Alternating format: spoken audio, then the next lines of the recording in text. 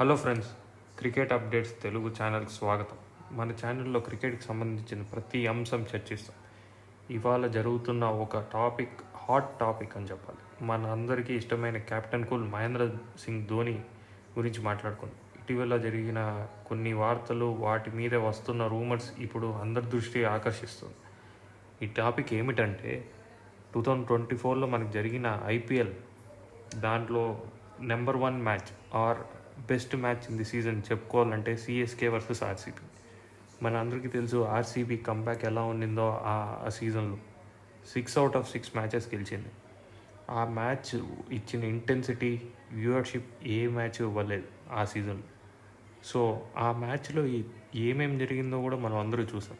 Match ఓడిపోయాక Dhoni RCB ప్లేయర్స్కి shake hand కూడా ఇవ్వలేదు, డైరెక్ట్ డ్రెస్సింగ్ రూమ్లోకి వెళ్ళిపోయారు.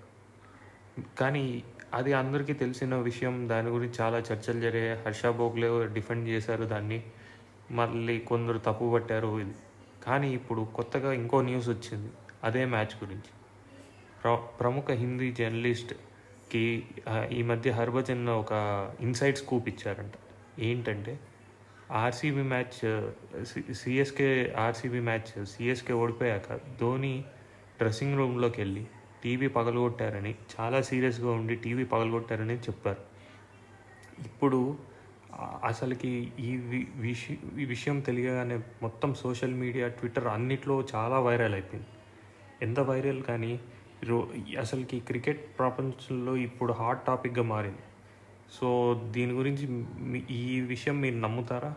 ధోని ఇలా చేశాడంటే మీరు అసలు నమ్ముతారా లేదా? కమెంట్ చేయండి. Thank you for watching this video till now.